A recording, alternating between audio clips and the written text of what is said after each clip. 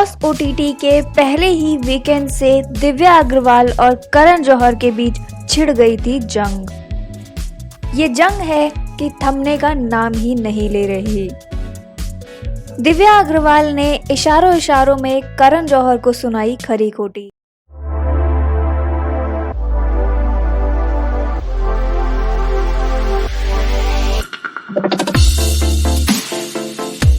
Big boss OTT में जब से दिव्या अग्रवाल आई हैं, सुर्खियों में छाई हुई हैं।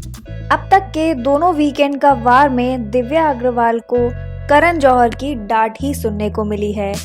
दूसरे वीकेंड का वार में तो दोनों के बीच बहस तक हो गई। तब करण ने दिव्या को कहा था कि उनके साथ बिग बॉस ना खेलें और शो में उनका नाम ना लें। शो में अब एक बार फिर से दिव्या अग्रवाल ने करण जौहर का नाम लिया है। उन्होंने करण जौहर के खुद पर लगाए आरोपों पर सफाई दी। अक्षरा सिंह से बातचीत में दिव्या ने कहा कि वो किसी के लिए भी खुद को चेंज नहीं करेंगी।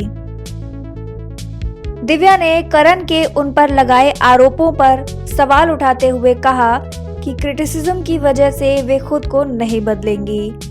दिव्या ने करण जौहर के उन्हें लेकर विचार के बारे में भी बात की और कहा कि उनके पास किसी को भी कुछ भी बोलने का अधिकार नहीं है, खास तौर पर तब जब वे उन्हें नहीं जानते। दिव्या ने आरोप लगाया कि करण जौहर की कही कुछ बातों की वजह से वो बिग बॉस हाउस में परेशानी झेल रही हैं। दिव्या ने कहा कि वो इस बात की परवाह बिल्कुल नहीं करेंगी कि उनके सामने कौन खड़ा है और बोलेंगी जो भी उनके बारे में गलत बोला जाएगा। दिव्या कहती हैं, करण जौहर ने मेरे बारे में ऐसी बातें बोली हैं जिसकी वजह से मुझे यहाँ सफ़र करना पड़ रहा है। फिर मैं क्यों ना चिल्लाऊं, क्यों ना बोलूं, कौन क्या बिगाड़ लेगा। दिव्या ने ये भी कहा कि वे इस बात से नहीं डरती कि करण जौहर उन्हें घर से बाहर निकलवा सकते हैं।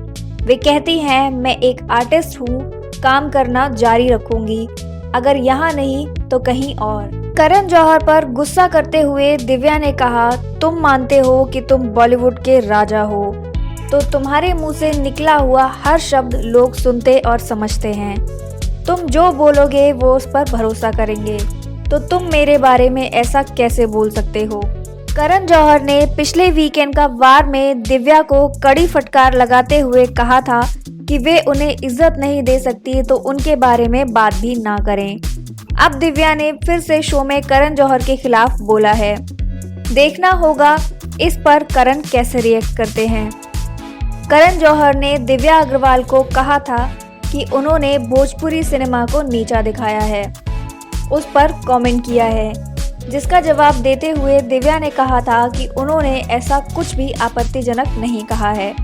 इसी के बाद से दोनों का विवाद चल रहा है।